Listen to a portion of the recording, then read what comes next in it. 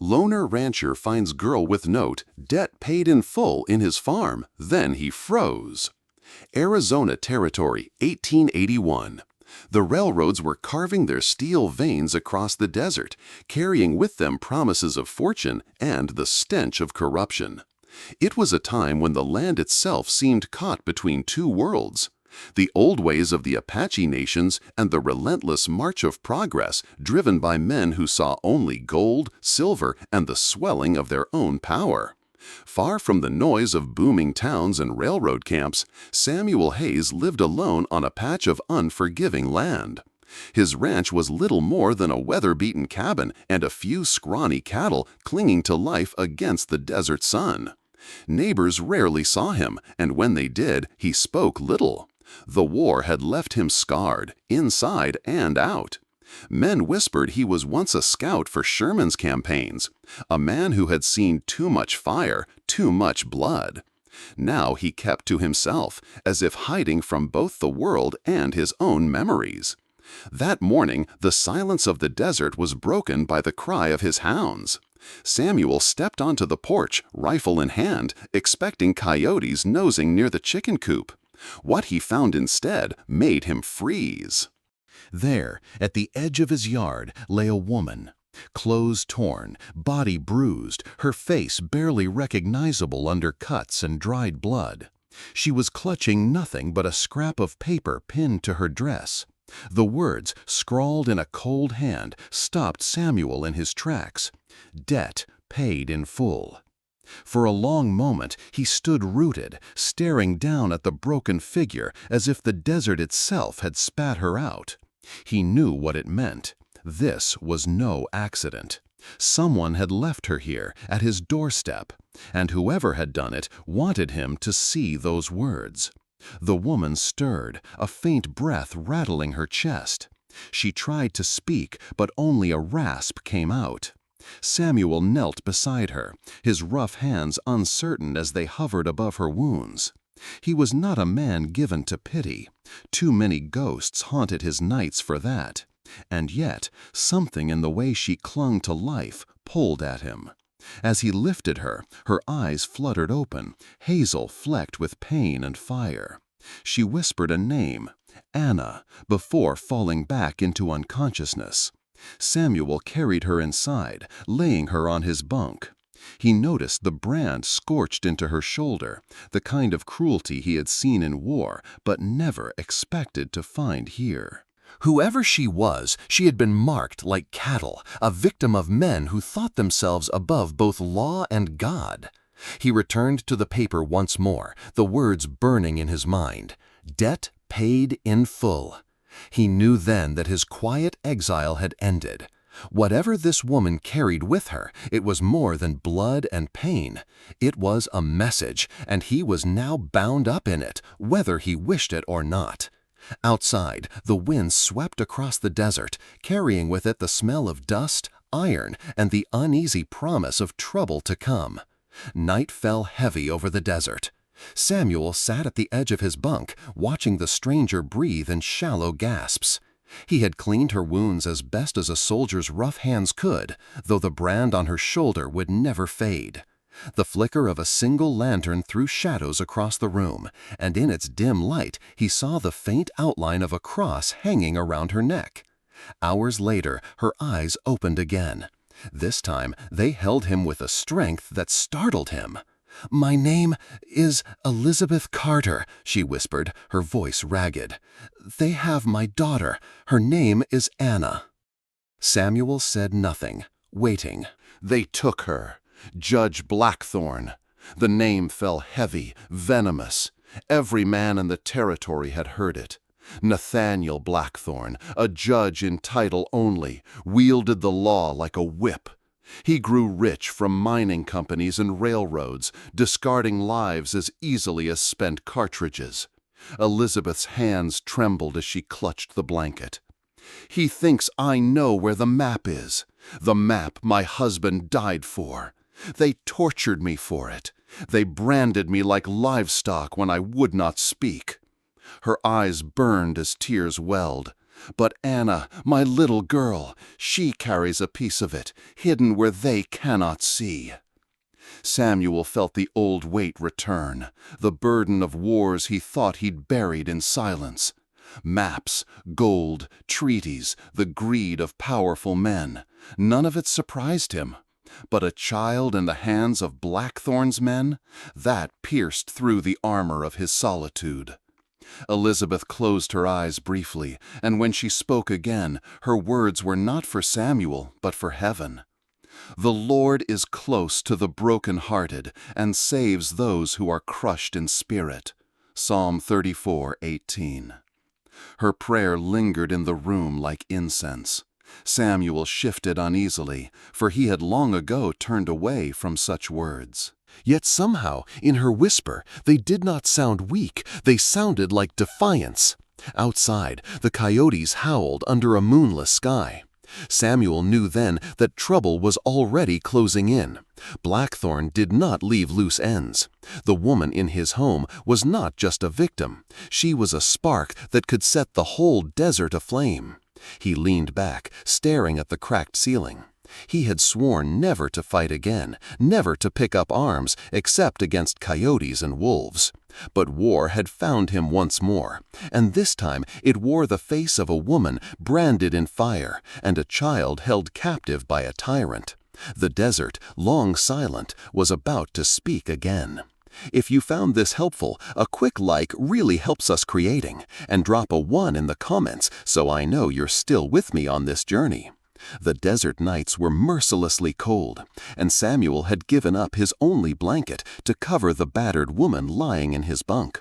She looked small against the rough planks of the bed, her face pale and drawn, lips moving as if caught between prayer and pain. Samuel sat by the table, a tin cup of coffee cooling untouched in his hand, watching her as though she were a riddle he had no wish to solve. When dawn broke, Elizabeth Carter stirred. Her eyes fluttered open, glazed with fever, but her voice carried a thread of determination that no wound could erase. "My daughter, Anna," she whispered, "they have her." Samuel leaned forward.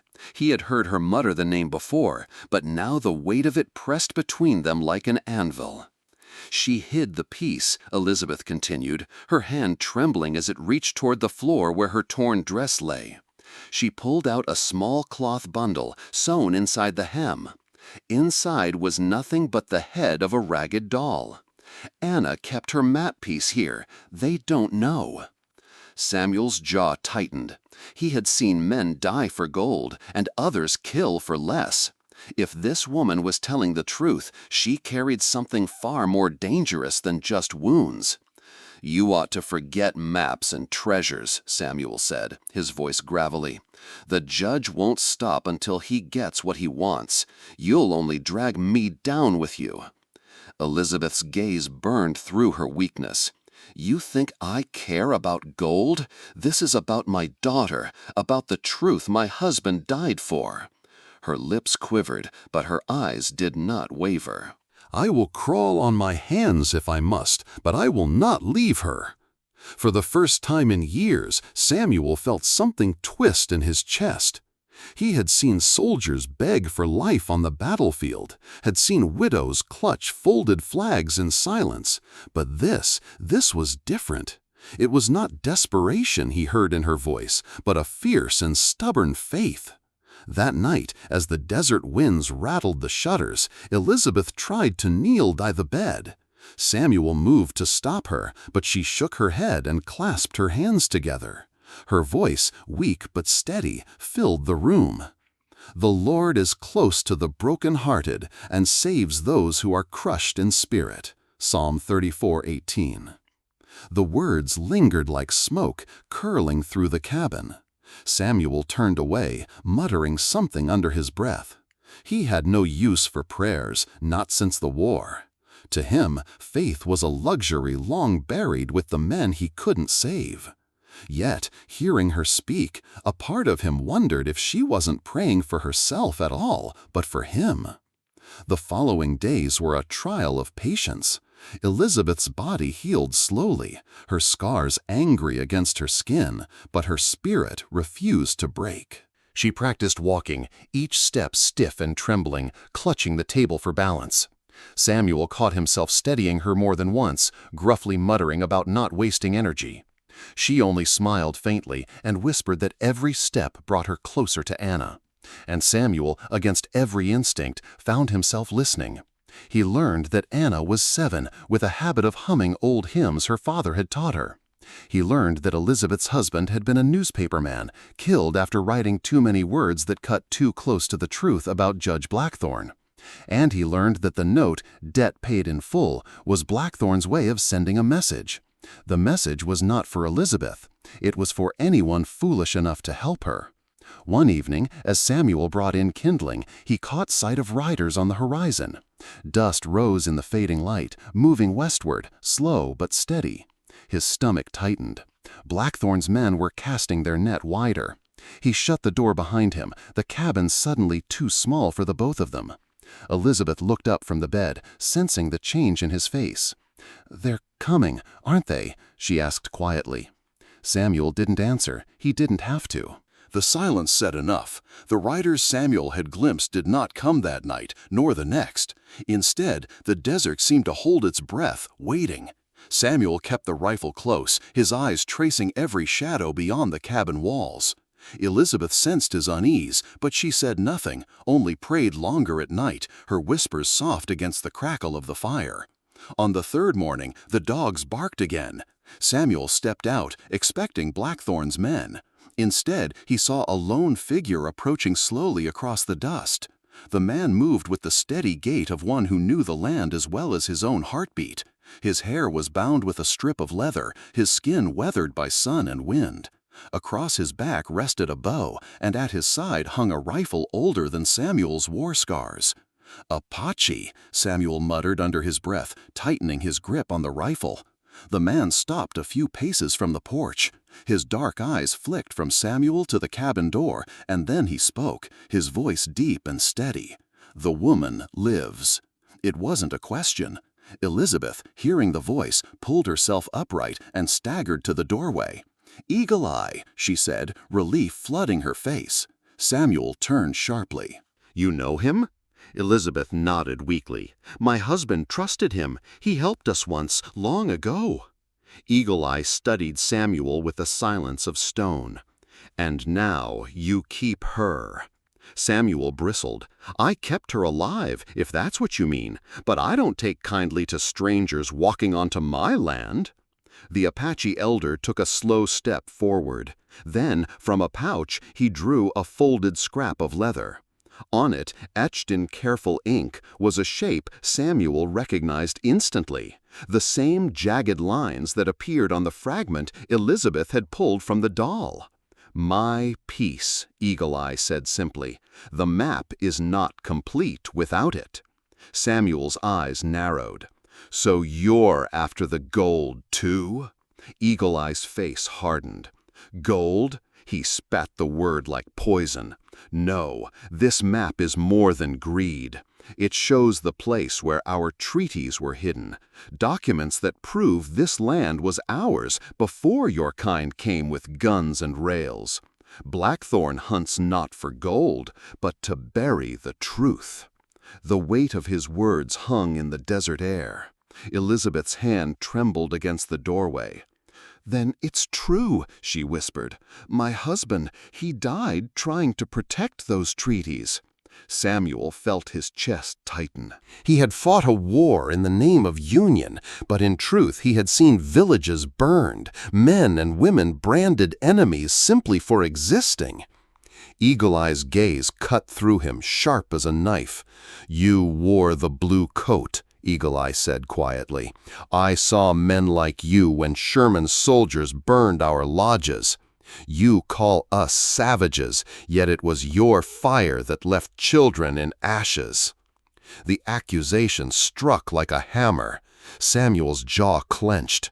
He wanted to argue, to say he had only followed orders. But the memories were there. Flames, screams, the smell of smoke, and he had no words strong enough to cover them. Elizabeth stepped forward, her voice soft but unyielding. "If we fight each other, Anna will be lost. If we stand together, there is hope." For a long moment, the two men locked eyes, the silence a battlefield of its own. Then Eagle Eye gave a slow nod. "I do not trust you," he said, "but for the girl, I will fight." Samuel exhaled, lowering his rifle. "For the girl," he echoed. That night they sat around the fire. Elizabeth rested against the wall, her breathing steadier, while Eagle Eye traced lines in the dirt with a stick, showing how the map fragments might fit together. Samuel watched him warily, but something in the elder's steady presence eased the storm in his chest. The alliance was fragile, stitched together by necessity and the shadow of a child's face. Yet in that fragile bond, a spark of hope flickered against the gathering dark. The desert had a way of keeping secrets, but in the town beneath Blackthorn's shadow, silence was not born of nature, it was born of fear.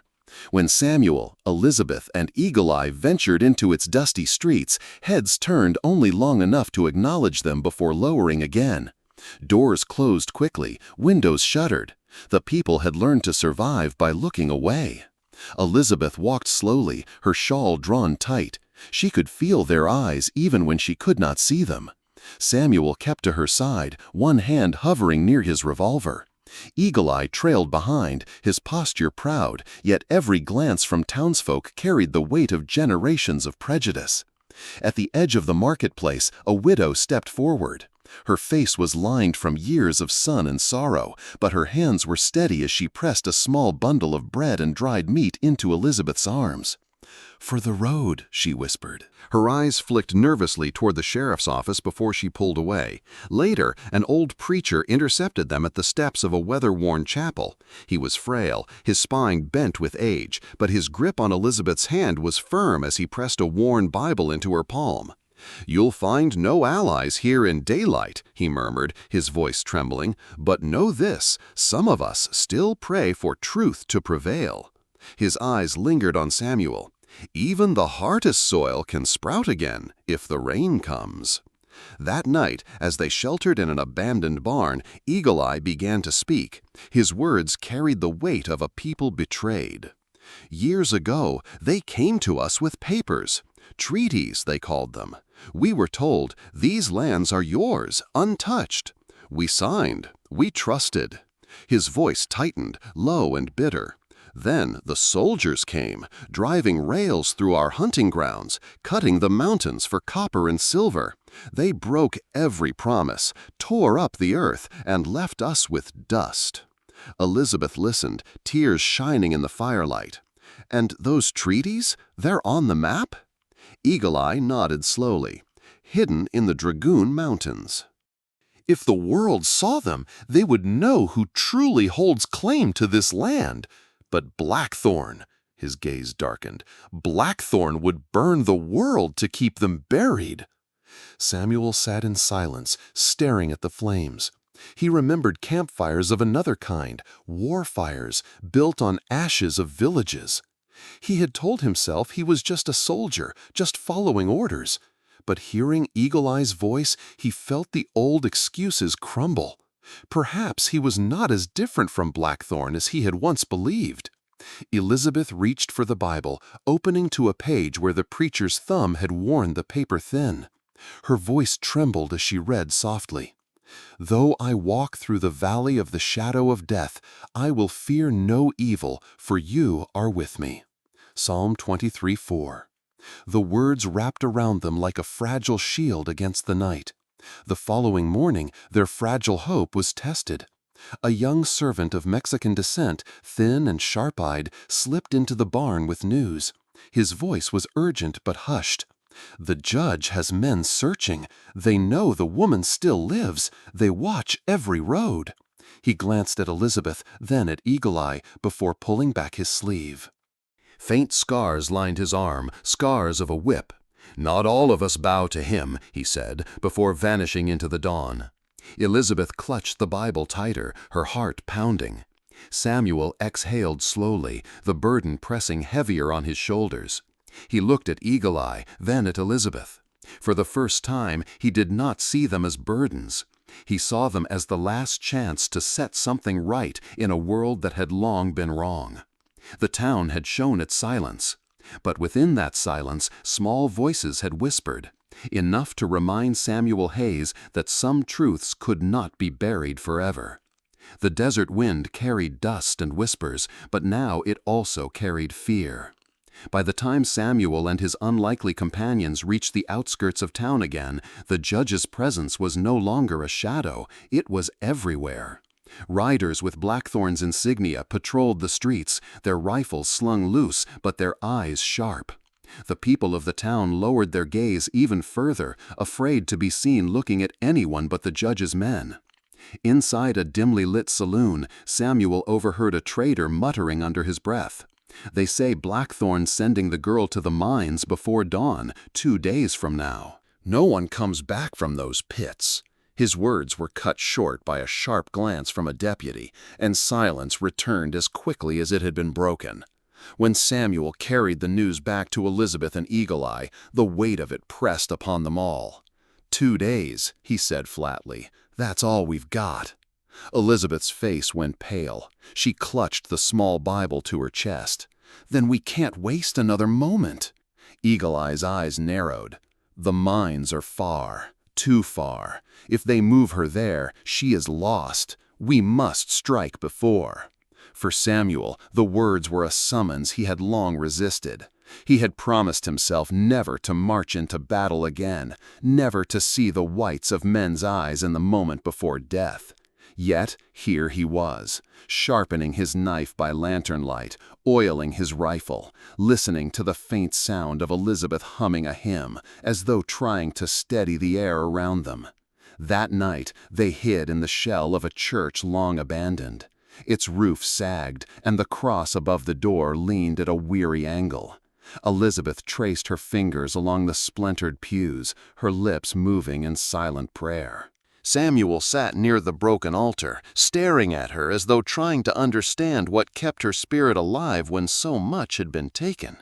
"You still believe," he said finally, his voice low. Elizabeth turned, the flickering light painting her face in gold and shadow. "What else is there, Samuel? If I let go of faith, then I let Blackthorn win before the fight even begins." Her words stirred something in him, a restlessness he could not name. For years, he had lived as though belief were a wound best left closed.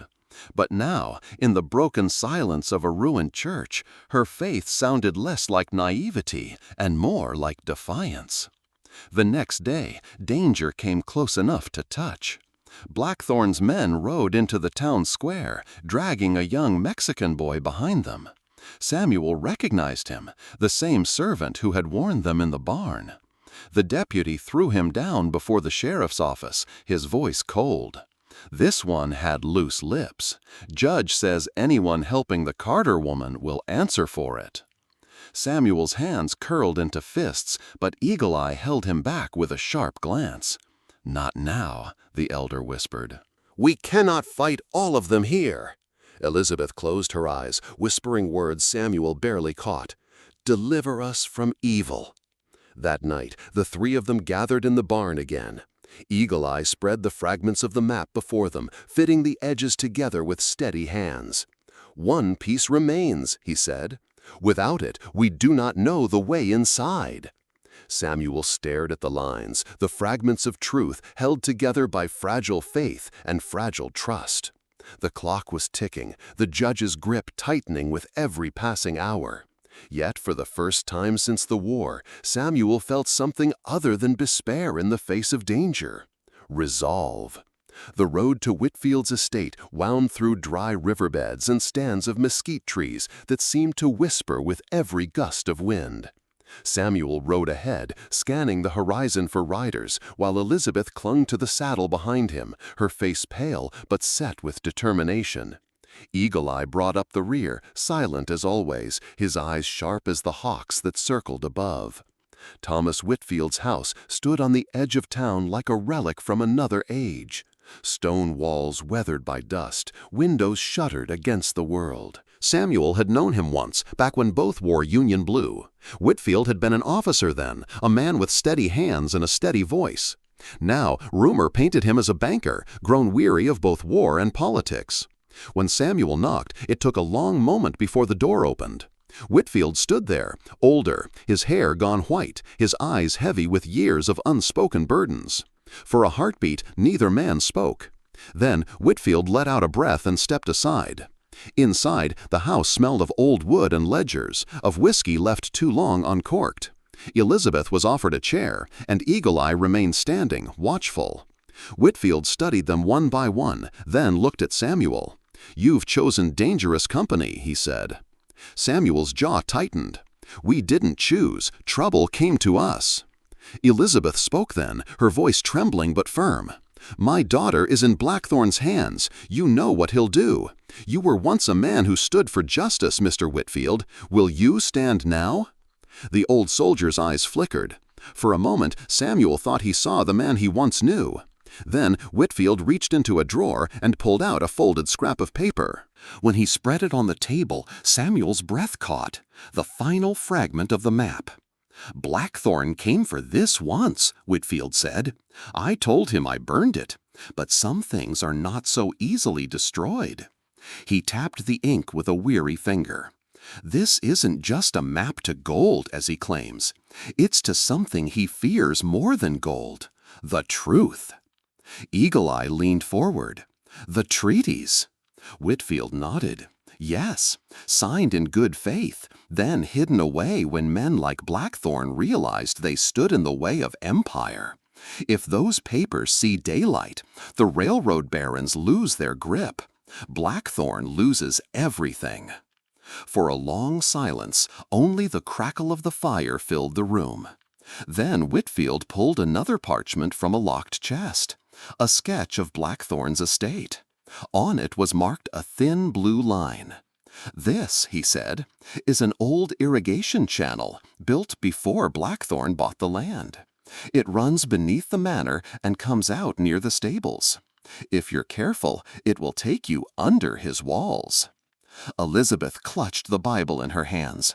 "The Lord has not abandoned us," she whispered. Samuel met Whitfield's gaze. "Why are you giving this to us now? You could stay safe." "Keep silent." The old soldier poured himself a drink, his hand trembling. "Because silence is a coward's refuge. I've hidden long enough. If she is to be saved, then let it be through the hands of those still willing to fight." He lifted the glass in a mock toast, his voice breaking. "May it cost me nothing less than peace." Eagle Eye gave a slow nod. For the first time, he and Samuel shared a look that was not distrust, but something closer to recognition. Two men marked by war, bound now by a cause larger than either of them. That night, the four of them shared a meal at Whitfield's table. It was meager: bread, beans, a strip of dried beef. But for a brief moment, it felt like more than food. It felt like communion, a quiet acknowledgement that they were no longer strangers bound by chance, but a small fellowship bound by necessity. When the plates were cleared, Samuel laid out his rifle, checking each round with the precision of a man who knew the price of mistakes. Elizabeth sat nearby, her hand resting on the cross around her neck, whispering a final prayer for strength. Outside, the desert wind rose, carrying with it the scent of dust and blood yet to be spilled. By morning, they would ride for Blackthorn's manor. And this time, Samuel Hayes was no longer running from war. He was walking into it with open eyes. If you're still watching right now, drop a 1 in the comments so I know you're still with me on this journey. The night settled heavy over Blackthorn's estate, the kind of darkness that seemed to breathe with menace. The manor loomed on the ridge like a fortress, lanterns burning at its gates, shadows of armed men pacing the walls. From the distance, Samuel could hear the faint bark of orders and the restless snort of horses. It was the lair of a predator, and tonight they would step inside. Samuel crouched at the mouth of the old irrigation tunnel, its entrance half buried beneath rock and scrub. The map fragment Whitfield had given them trembled slightly in his hand, not from the desert wind, but from the weight of what it represented. One wrong move, and not only Anna would be lost, but the truth that could outlive them all. Behind him, Eagle Eye checked his rifle with steady hands, though his eyes betrayed the gravity of the moment. He placed one hand on Samuel's shoulder. "Beyond this," he said quietly, "there is no turning back. We do this for more than one child. We do this for every promise broken, every voice silenced." Samuel gave a short nod. His throat was tight, but he found no words. He slipped into the tunnel first, crouching low, feeling the cold, damp air press against his skin. Each step echoed faintly, like the footsteps of ghosts. He thought of other tunnels, other wars, where he had crawled into the dark with nothing but fear for company. Then he had fought for orders. Now he fought for something he did not yet know how to name. Above ground, Elizabeth tightened her grip on the reins of her horse. She was to be the distraction, the flare of light that would draw Blackthorn's men away from the real path. Her heart hammered as she whispered a final prayer. "Lord, watch over them in the shadows. Watch over my daughter." Then, with a cry that split the night, she charged toward the eastern gate, firing a pistol into the air. Shouts erupted, torches flared, men scrambled to mount their horses. The trap was sprung, and the hunters had been given new prey to chase. Inside the tunnel, Samuel and Eagle Eye froze as the sounds of chaos reverberated through the earth above them, boots pounding, men yelling. Samuel clenched his jaw. Elizabeth had bought them time, but at what cost? They pressed on. The tunnel narrowed, forcing them to crawl on hands and knees. The smell of damp stone mingled with rust, and somewhere ahead, a faint shaft of light cut through a crack in the wall. Samuel paused, peering through. Beyond, he caught a glimpse of the manor's lower chambers. Barrels stacked against stone, armed guards moving quickly toward the uproar outside. "This is it," Samuel whispered. Eagle Eye placed a hand on his chest, steadying his breath. "Remember, Hayes," he said softly, "we walk with the spirits of those wronged. Do not falter." Samuel swallowed hard, then pushed forward. The narrow passage gave way to an opening, and they emerged into the underbelly of Blackthorn's stronghold. Every nerve screamed caution. Samuel gripped his rifle, his mind fixed not on the war, not on his own scars, but on a single thought: find Anna, protect her, bring her home. Above them, Elizabeth's desperate gallop rang like thunder against the night, a beacon of courage in a world ruled by fear. For Samuel, there was no retreat, no safety left to cling to. The only path was forward, into the wolf's den. The tunnel spilled Samuel and Eagle Eye into a storage cellar, the air thick with the smell of mold and gun oil. Lantern light flickered against the stone walls, casting long shadows that seemed to twist with every movement. Somewhere above, boots thundered and voices shouted. Elizabeth's diversion was working, but it would not last. Samuel motioned Eagle Eye toward the stairwell, then crept along the wall. He felt the weight of every sound, every heartbeat. Then, from the darkness, a whisper. "Senor, this way." A small hand tugged at his coat. Samuel turned sharply, rifle raised, only to see the wide, terrified eyes of the Mexican servant boy. His lip was split, his cheek swollen, but his gaze held desperate urgency. "They keep her down here," the boy whispered, pointing toward a heavy oak door at the far end of the corridor. "If I am caught—" "You won't be," Samuel cut in, his voice gruff but steady. He placed a rough hand on the boy's shoulder. "Go, stay hidden. You've done enough." The boy shook his head. "No, I stay until she is safe." Together, they pushed through the door. The stench of damp stone hit them first, then the sound, a soft, trembling sob. There, in the corner of the cell, huddled against the cold wall, was Anna. Her dress was torn, her face streaked with dirt, but in her arms she clutched a small rag doll, worn and frayed. Her eyes lifted when the door creaked, wide with fear, until she saw Samuel. For a moment she froze. Then, as if recognizing the gentleness beneath the scars of his face, she whispered, "Mama?" Samuel's throat tightened. "Not your mama," he said softly, lowering his rifle, "but I'm here to take you to her." Anna blinked back tears, then clutched her doll tighter. "She told me you would come." Samuel knelt, his hands trembling as he lifted her into his arms. She was light, too light for a child her age. He wrapped his coat around her, shielding her small body against his chest. For the first time in years, he felt something crack within him, something he thought long buried. Eagle Eye stood at the doorway, his rifle steady. But before they could retreat, the thud of boots echoed down the corridor. A lantern flared, and two of Blackthorn's men burst in. Gunfire erupted. The servant boy shoved Samuel aside, throwing himself in front of Anna. A shot rang out, and the boy crumpled with a muffled cry. Samuel's roar filled the chamber as he returned fire, his bullet finding its mark. The second guard lunged with a knife, but Eagle Eye's rifle barked once, sending the man sprawling. Silence fell again, broken only by Anna's muffled sobs against Samuel's shoulder. Eagle Eye staggered, clutching his side. Blood seeped through his shirt, dark against the lantern light. "Go," he hissed, "take the child." Samuel's eyes blazed. "I won't leave you." "You must," Eagle Eye rasped. "This wound, it is mine to carry. Your task is not finished."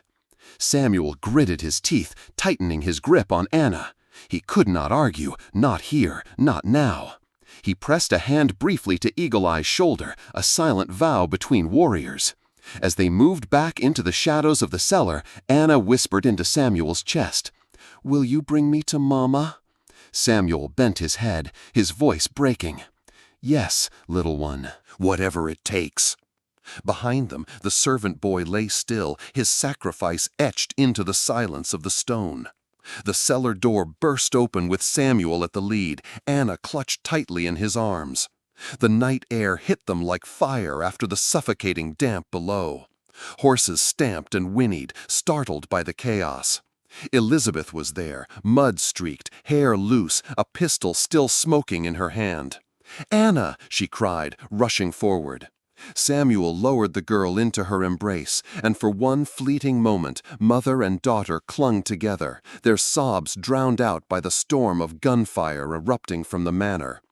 "Go!" Samuel barked, shoving them toward the stables. "Ride, now!"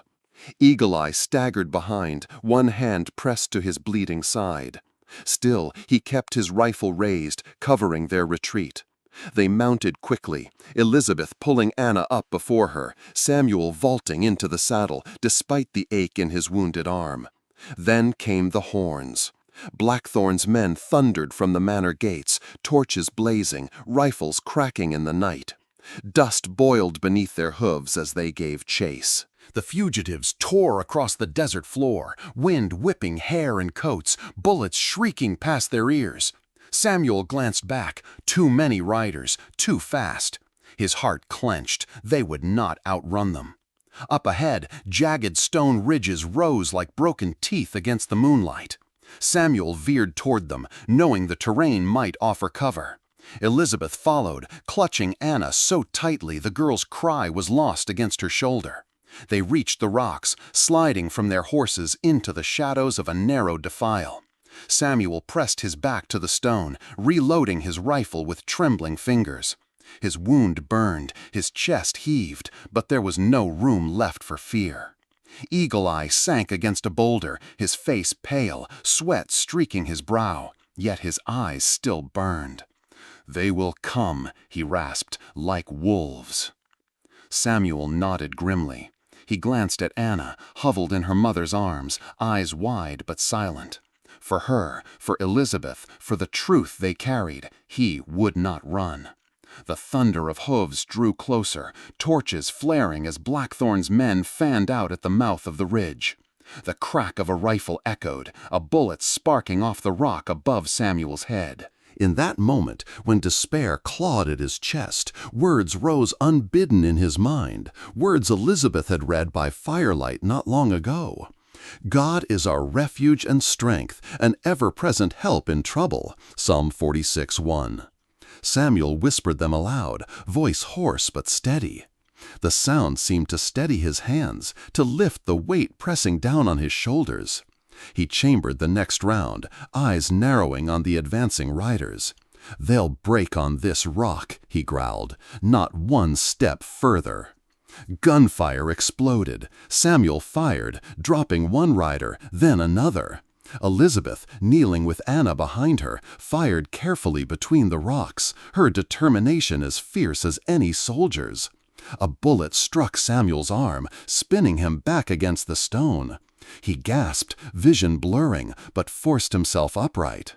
Eagle Eye, though barely able to stand, raised his rifle one last time, covering Samuel's flank. When the nearest rider fell, Eagle Eye sagged back, coughing blood. He caught Samuel's gaze and whispered, "You carry the blood of enemies, yet tonight I call you brother." Samuel swallowed hard, eyes stinging. There was no time for reply.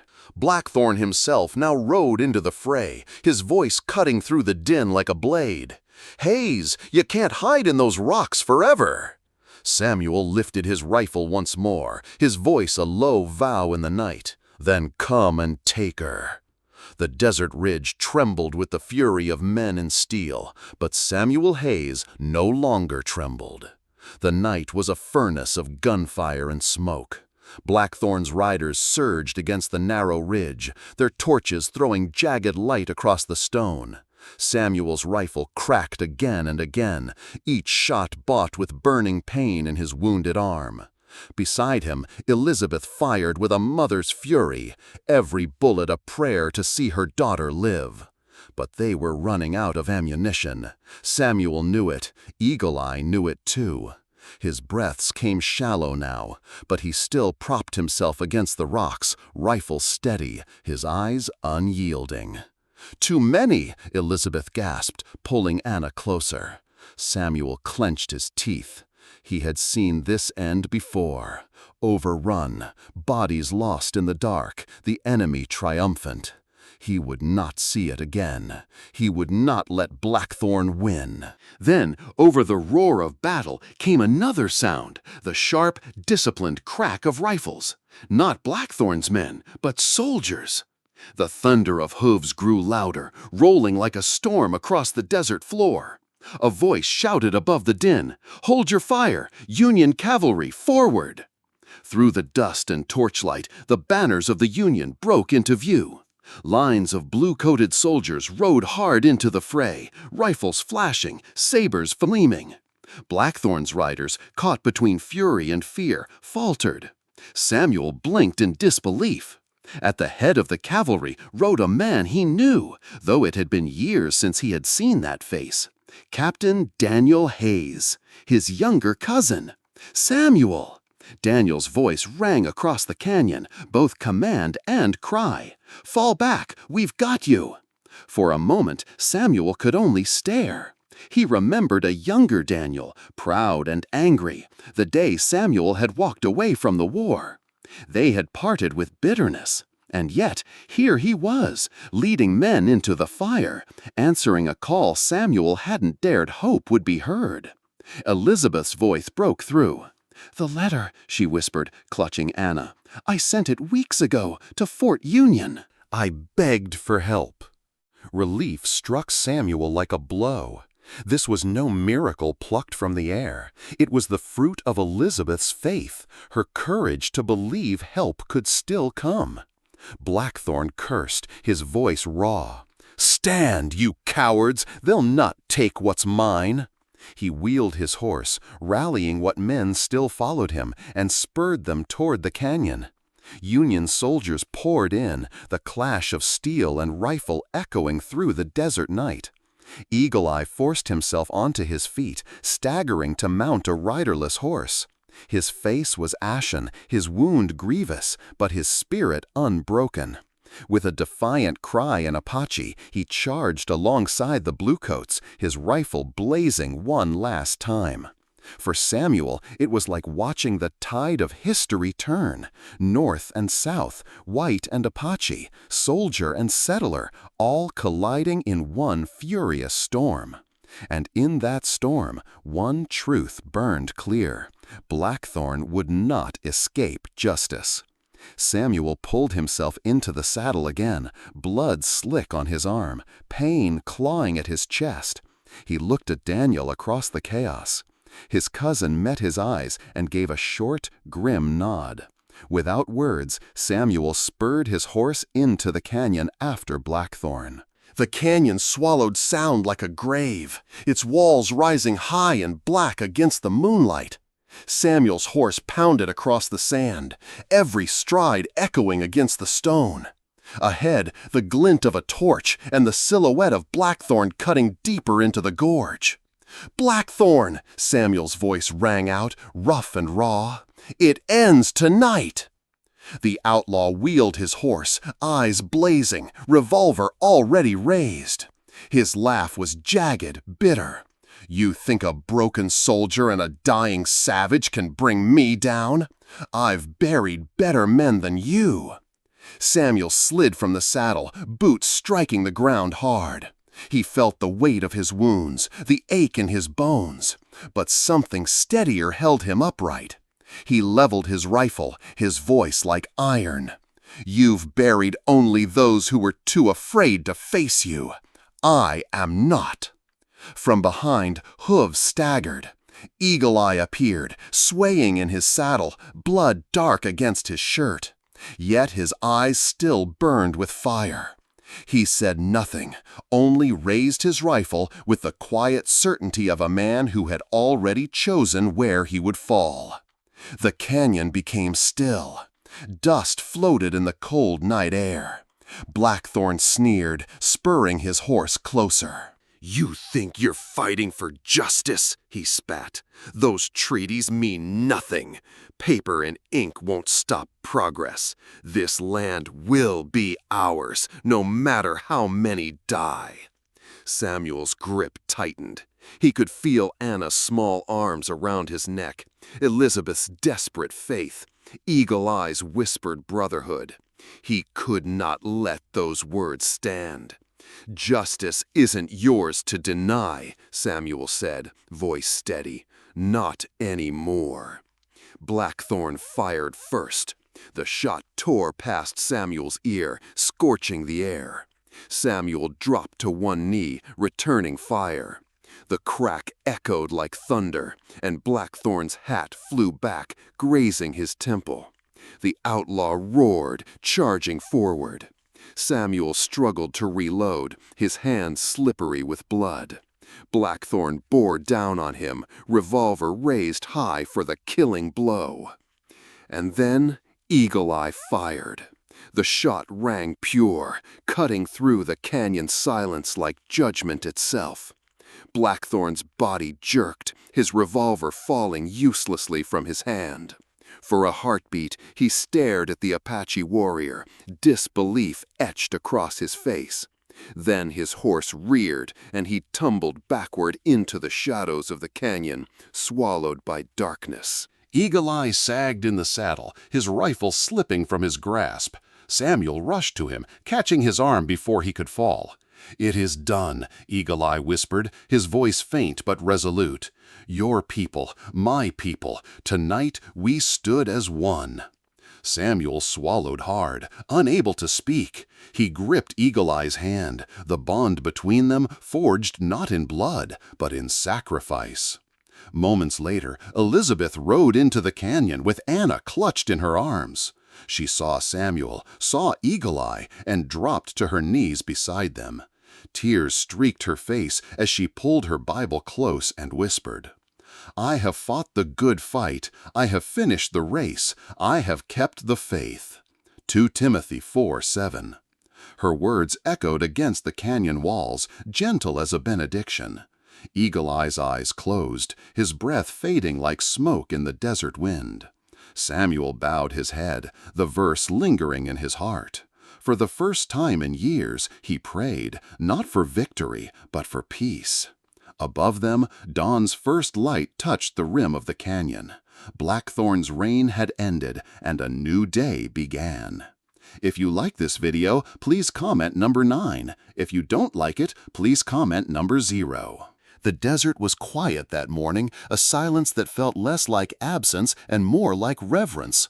Beneath a canopy of pale sky, Samuel, Elizabeth, Daniel, and a handful of others gathered in a secluded canyon where the Apache once brought their dead. There was no coffin, no marble headstone, only a woven blanket, dyed in earthy reds and browns, wrapped around Eagle Eye's body. At his feet, a clay pot burned with cedar and sage, the smoke rising like a prayer. An elder from his people had come at dawn, summoned by word that spread faster than fear itself. He chanted softly in Apache, words Samuel did not understand but felt in the marrow of his bones. The rhythm carried across the canyon walls, mingling with the desert wind, as though all creation bore witness. Elizabeth knelt beside the blanket, her hand resting gently over Eagle Eye's still chest. Her lips moved in prayer. Greater love has no one than this, to lay down one's life for one's friends. John 15:13. Her voice trembled, yet each word rang steady, a testament to the sacrifice that bound them together. Samuel stood with his rifle in hand, but lowered, the barrel pointing into the dust. He had buried many men before, soldiers, enemies, brothers in arms. But never had he buried a man who had given his life for his child, for his land, for the promise of a better tomorrow. For the first time in years, Samuel felt the sting of tears unashamedly on his face. Daniel stepped forward, removing his cap. His voice was quiet, weighted with a soldier's respect. He died not as an enemy, but as a brother in arms. The record books won't write his name, but we will carry it. That is a vow. The group lowered their heads. The elder scattered sacred cornmeal into the wind, then placed Eagle Eye's rifle across the blanket. The smoke rose higher, curling toward the heavens. When it was done, Samuel placed a hand on the earth above the grave. He whispered a single word, halting but sincere, "Brother." The desert wind carried it away, yet it lingered in the hearts of all who heard. When Samuel, Elizabeth, and Anna returned to the town 2 days later, the streets felt different. The same weathered buildings stood, the same dusty road ran through its heart, but the air had changed. The shadow that Blackthorn had cast for years no longer stretched across every doorway. At first, people only watched from windows, curtains twitched, faces appeared in the cracks of doorways, hesitant, uncertain. Then slowly, they began to step out. The widow who had once slipped food to Elizabeth placed a small basket of warm bread on her porch without a word, just a nod. A Mexican laborer left a bundle of wildflowers on the fence post, his eyes meeting Samuel's with quiet gratitude. Children who once scurried away at the sight of armed riders now lingered in the open, their laughter timid but returning. In the square, the old preacher stood waiting. His frame was bent with age, but his eyes were sharp with something long buried. Courage. In his hands he carried a worn, leather-bound Bible. He approached Samuel, holding it out. This belonged to a man whose hands were scarred from work, whose heart was heavy with guilt. He found his strength again in these pages. Perhaps you should too. Samuel took the book with both hands. The leather was cracked, the edges frayed, but it felt steady in his grip, like an anchor in a restless sea. He gave a small nod. "Thank you, Pastor." The preacher smiled faintly. "It is the Lord who thanks you." Fear kept us silent for too long, but silence is broken now. Around them, townsfolk began speaking to one another, voices rising where once there had been only whispers.